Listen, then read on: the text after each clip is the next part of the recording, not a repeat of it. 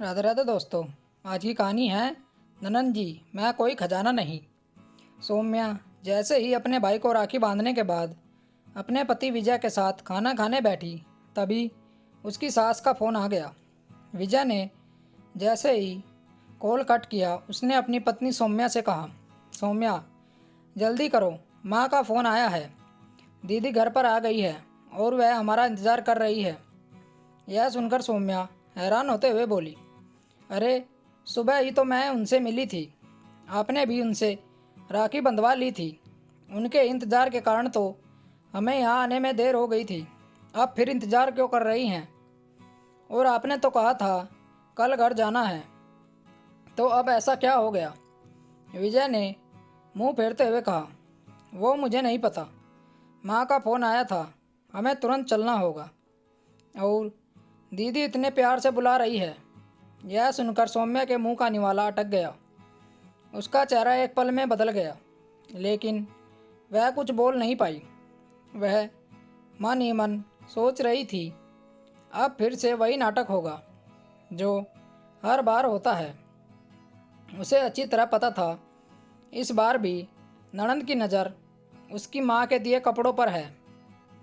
किसी न किसी बहाने घर पर आना और फिर विदाई के नाम पर सबसे अच्छी साड़ी और कपड़े ले जाना, ये सब तो अब उसके कोई नई बात नहीं थी। शादी के साथ साल ही सौम्या समझ चुकी थी कि इस घर पे उसकी लाई चीज़ों की कोई कदर नहीं है।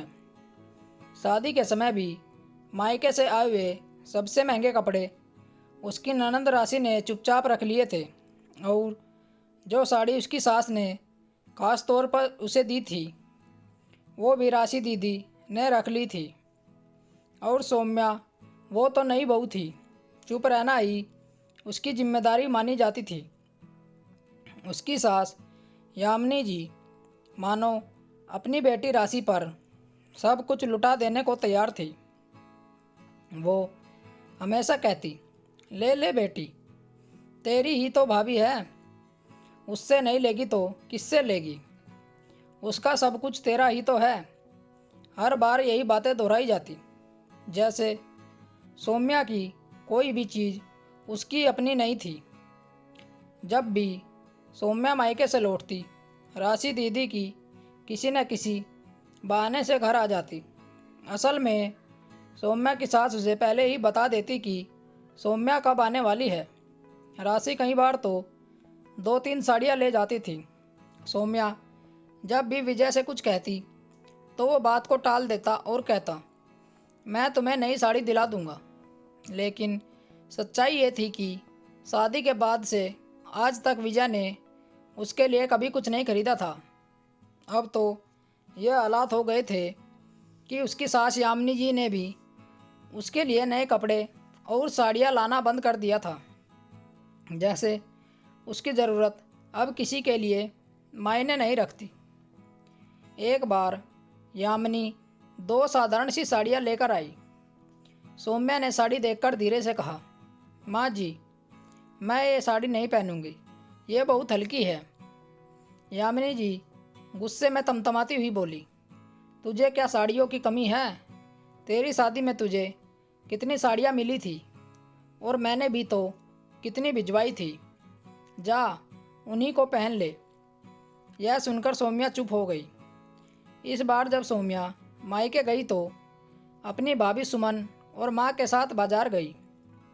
उन्होंने मिलकर सौम्या के लिए पसंद की साड़ी खरीदी और एक महंगी साड़ी उसकी माँ ने खास तौर पर उसके लिए ऑर्डर करके बनवाई थी।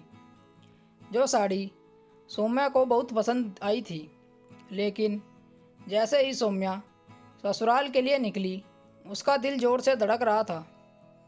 उसे अंदर ही अंदर महसूस हो रहा था कि इस बार भी माँ की दी हुई साड़ी की बलि चढ़ेगी। मगर इस बार सौम्या ने फैसला किया कि चाहे कुछ भी हो जाए, इस बार मैं अपनी साड़ी नहीं दूंगी। घर पहुंचते ही उसने देखा कि राशि दीदी सोफे पर बैठी थी। उनकी निगाहें सिर्फ सौम्या भाभी के बैग पर टिकी हुई थी। मानो कि पहले से ही मन बना रखा हो कि क्या लेना है। यामिनी जी मुस्कुराते हुए बोली, आ गए तुम लोग, कितना इंतज़ार कराया। राशि कब से बैठी है। बहू, चलो दिखाओ तुम्हारी माँ ने क्या क्या दिया है। यह सुनकर विजय ने भी आंखों से इशारा करते हुए सौम्या से बैग खोलकर दिखाने के लिए कहा। क्या सौम्या अपना बैग खोलकर महंगी साड़ी अपनी ननद को देगी या फिर दृढ़ स्वर में अपनी सास को मना कर देगी? जानने के लिए हमारे चैनल को ज़रूर सब्सक्राइब करें और अपनी राय कमेंट बॉक्स में ज़रूर दें। कहानी सुनने के लिए आप लोगों का बहुत बहुत धन्यवाद। राम राम दोस्तों।